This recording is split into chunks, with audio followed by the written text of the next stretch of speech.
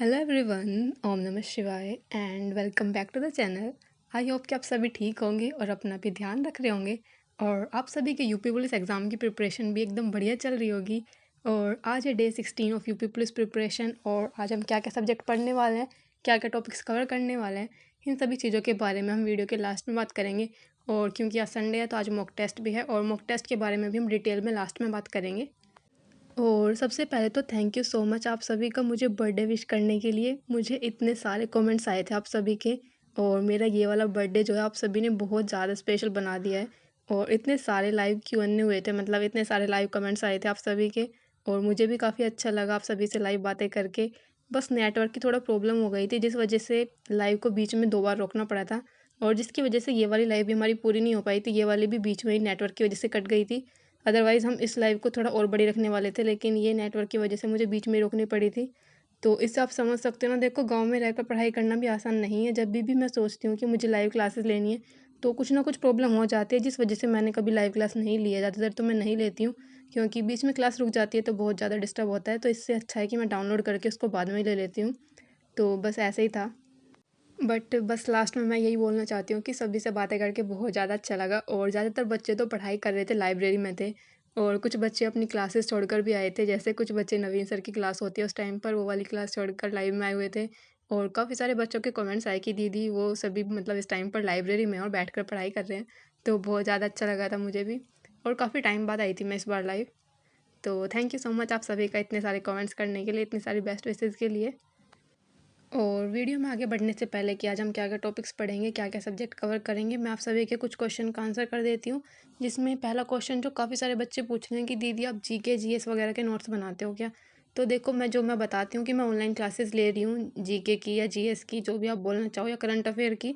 ये दो जितनी भी मैं क्लासेस ले रही हूँ इनके मैं नोट्स नहीं बनाती हूँ। और अब आपको भी समझना चाहिए कि अब नोट्स बनाने का टाइम नहीं है, कभी भी हमारी एग्ज़ाम डेट अनाउंस हो सकती है। क्योंकि अब आप देख रहे हो कितना जल्दी सब कुछ होने वाला है। तो जहाँ तक मुझे लगता है आने वाले कुछ टाइम में हमारी एग्ज़ाम डेट अनाउंस हो जाएगी। तो अब इतना ज़्यादा टाइम नहीं है हमारे पास कि हम नोट्स बनाने बैठ जाएंगे। तो बेहतर है कि आप जितनी ऑनलाइन क्लासेस ले रहे हो ऐसे लेते रहो। और अगर आपके पास बुक है तो फिर नोट करने की क्या ज़रूरत होती है, क्योंकि अभी कुछ बच्चे पूछ रहे थे कि दीदी हमारे पास बुक्स भी हैं तो क्या हमें ये सभी चीज़ें नोट करनी चाहिए। अगर आपके पास बुक है तो ये सभी नोट्स करने की ज़रूरत नहीं होती है।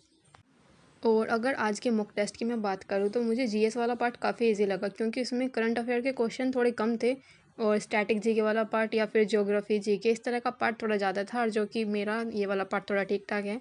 मुझे करंट अफेयर थोड़ी बेकार लगती है, तो बस ये वाला पार्ट मेरा ठीक ठाक था। तो आज मुझे काफ़ी अच्छे लगे। जैसे अगर मैं बात करूँ, मुझे ऐसा लग रहा था आज जीके करते हुए कि जैसे सभी क्वेश्चन मेरे नोट से ही आए हुए हैं। तो जैसे अगर मैं कुछ क्वेश्चन बताऊँ, जैसे मिनिकोय और कवारत्ती के बीच जो 9 डिग्री चैनल वाला क्वेश्चन था, वो वाला भी नोट से मैंने पढ़ा हुआ है। और जो बाबा का जो आश्रम पूछा हुआ था, वाल्मीकि जी का आश्रम जो पूछा हुआ था, वो भी पढ़ रखा है। और काफ़ी सारे क्वेश्चन थे ऐसे जो जीएस वाले पार्ट में मुझे आते थे, जो मैंने अपने नोट्स से पढ़े हुए हैं। और अगर हिंदी की बात करूँ तो हिंदी आज काफ़ी इजी थी। और स्टार्टिंग में अगर मैं उसकी बात करूँ, जो आज का पैसेज या गद्यांश था वो भी काफ़ी ज़्यादा इजी था। वो तो मतलब बहुत ही ज़्यादा छोटा भी था और जितने भी क्वेश्चन थे उसके काफ़ी इजी थे। लेकिन आज जो मैथ वाला पार्ट था वो मुझे लगता है कि बहुत ज़्यादा डिफरेंट था। अभी तक हमने जितने भी एग्ज़ाम दिए, मतलब जितने भी मॉक टेस्ट दिए हैं, उनमें सबसे ज़्यादा जो डिफरेंट पार्ट था ये मैथ का पार्ट था, जो आज का मैथ था। मतलब क्वेश्चन डिफ़िकल्ट नहीं थे लेकिन थोड़े कैलकुलेटिव थे। और उसके बाद अगर रीजनिंग वाले पार्ट की बात करूँ तो रीजनिंग वाला पार्ट भी ठीक ठाक था। कुछ सीरीज़ वाले क्वेश्चन को अगर हटा दूँ तो जो ज़्यादातर मेरे गलती हो जाते हैं सीरीज़ वाले क्वेश्चन, तो एक दो इस तरह के क्वेश्चन छोड़ने के बाद अगर मैं पुलिस सिस्टम वाले क्वेश्चन की बात करूँ, वो थोड़ा अलग लेवल के दिए थे। जितने भी मैंने चूज़ किया उसमें से कोई भी नहीं था। ज़्यादातर मैंने all of the above choose किया था, क्योंकि उसमें 3 स्टेटमेंट दिए होते हैं कि हम ये भी एक्शन कर सकते हैं, किसी मतलब कोई काम हुआ है उसके बाद हम ये वाला एक्शन लेंगे या ये वाला। तो उसमें तीनों एक्शन ही ठीक थे, लेकिन मुझे ऐसा लगता है कि कहीं ना कहीं कुछ मिस्टेक करते हैं ये। और अगर मैं बात करूँ यहाँ पर बैठकर मैं क्या कर रही थी, तो यहाँ पर बैठकर मैं अपने हिंदी वाले पार्ट की प्रैक्टिस कर रही थी। और अगर मैं बात करूँ तो मैंने आज मॉर्निंग में शायद 7:30 बजे के आसपास स्टडी गोल जो लिखते हैं मैंने वो लिख लिया था। और उसके बाद मुझे मम्मी ने कुछ काम करने के लिए बुलाया तो मैं चली गई। फिर मेरे ध्यान नहीं रहा कि मैंने वो पोस्ट किया या नहीं किया, जिस वजह से आज मैंने उसको बाद में जब अपना ये हिंदी पढ़ने के बाद जब काफ़ी टाइम बाद मैंने वो देखा कि मैंने वो तो पोस्ट ही नहीं किया। उसके बाद मैंने 11 साढ़े 11 बजे के आसपास वो पोस्ट किया था, अपना स्टडी गोल जो भी होता है। आप भी क्योंकि फॉलो कर रहे हो वो सभी डे 16 का, तो उसको पोस्ट करने में काफ़ी लेट हो गया था आज। आज हम क्या क्या सब्जेक्ट पढ़ने वाले हैं, क्या क्या टॉपिक्स कवर करने वाले हैं, अब ये सभी चीज़ें देख लेते हैं। तो आज का स्टडी गोल मैंने कुछ ऐसा बनाया था।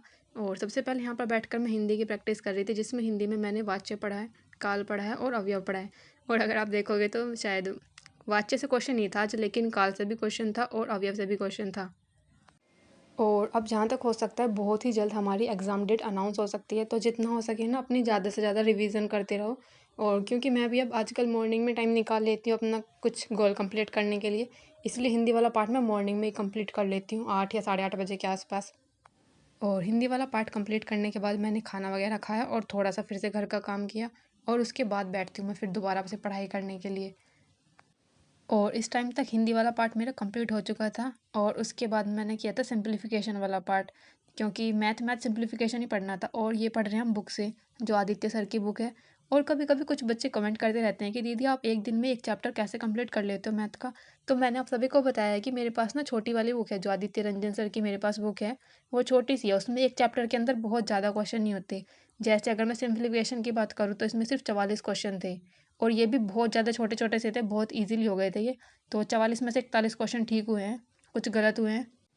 और इसके बाद बारी थी रीजनिंग पढ़ने की। रीजनिंग में सबसे पहले तो आज हमने 3 चैप्टर पढ़ने का डिसाइड किया था, मिसिंग नंबर, एज वाला चैप्टर और इनइक्वालिटी वाला चैप्टर। तो मुझे आज ही किसी का कमेंट आया था कि दीदी आप एक दिन में 3 चैप्टर कैसे पढ़ सकते हो, क्योंकि राहुल शर्मा सर की बुक जो है उसमें रीजनिंग के बहुत सारे क्वेश्चन होते हैं एक ही चैप्टर के अंदर। तो एक दिन में हम 3 चैप्टर कैसे कंप्लीट कर सकते हैं।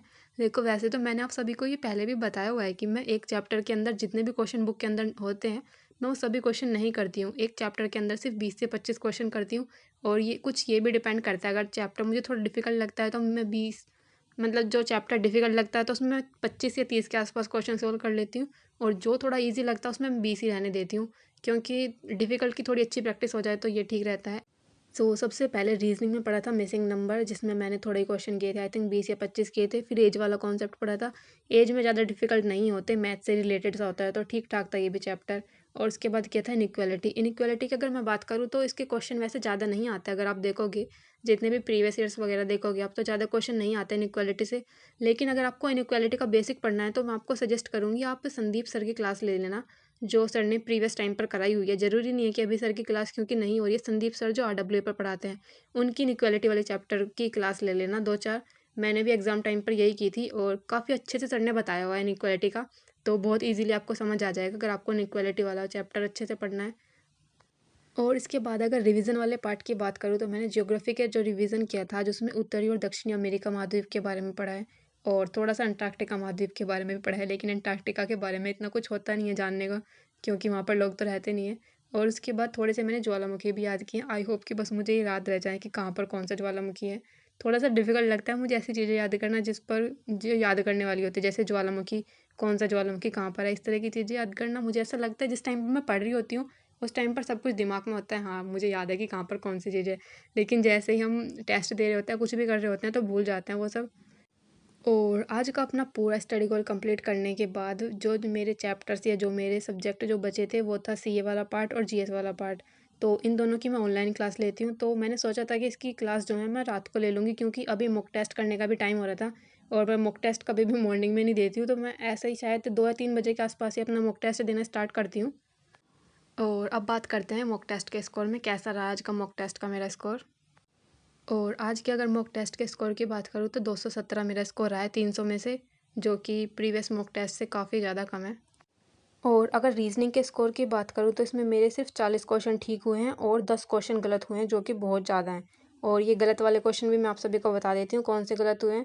जो एक बड़ा सा क्वेश्चन होता है ना, जिसमें काफ़ी सारे शर्तें दिए होते हैं कि ये वाला काम करने के लिए 4-5 शर्तें दी होती हैं, फिर उसके बाद उसमें कुछ डिस्काउंट दिया होता है हर एक शर्त में कुछ। तो उसके बाद जो क्वेश्चन थे ना रीजनिंग की, वो वाले क्वेश्चन मेरे गलत हुए हैं, जो कि पुलिस सिस्टम से रिलेटेड थे। क्योंकि वो कुछ अलग ही दे रखे थे, और उनमें मैंने ज़्यादातर all of the above choose किया था, क्योंकि मुझे तो सारे एक्शन ठीक लग रहे थे, वो जितने भी वो दिखा रहे थे उसमें 3 से 4। तो वो ज़्यादातर मेरे सारे क्वेश्चन गलत हुए हैं, जिसकी वजह से इतने सारे क्वेश्चन गलत हुए हैं मेरे रीजनिंग के। और इसके अदर मैं उन क्वेश्चन की बात करूँ जिसमें जो बहुत बड़े क्वेश्चन होते हैं, जिसमें 4-5 शर्तें दी होती हैं, वो वाले क्वेश्चन मेरे सारे ठीक थे। जो कि बहुत बड़ा सा क्वेश्चन होता है ना, एक ही उससे 4-5 क्वेश्चन बनाए हुए होते हैं, जैसे कि उसका चयन किया जाएगा या नहीं किया जाएगा, या डाटा अपर्याप्त है, वो वाले क्वेश्चन मेरे सारे ठीक हुए हैं। तो ये वाले क्वेश्चन जबकि मुझे थोड़ा डिफिकल्ट लगते हैं, बट आज मेरे ये वाले क्वेश्चन सारे ठीक थे। लेकिन पुलिस सिस्टम वाले जितने भी क्वेश्चन थे मुझे लगता है सारे ही गलत थे, आई थिंक 1-2 को छोड़कर ज़्यादातर क्वेश्चन गलत थे। और वहीं अगर मैं GS वाले पार्ट की बात करूँ तो इसमें मेरे 26 क्वेश्चन ठीक हुए हैं और 3 क्वेश्चन गलत हुए हैं। क्योंकि कहीं न कहीं यहाँ जीएस वाला पार्ट ईज़ी था थोड़ा, और अदर सब्जेक्ट के मुकाबले मुझे जो ज़्यादा हार्ड आज लगा था वो मैथ वाला पार्ट लगा और थोड़ा रीज़निंग वाला पार्ट लगा। और अगर मैथ वाले पार्ट की बात करूँ तो इसमें मेरे 16 क्वेश्चन ठीक हुए हैं और 1 क्वेश्चन गलत हुआ है और 3 क्वेश्चन अनअटेम्प्ट थे। क्योंकि कुछ 1-2 क्वेश्चन तो ऐसे थे जो मुझसे हुए ही नहीं थे, 1-2 की मैं कैलकुलेशन में अटक गई थी।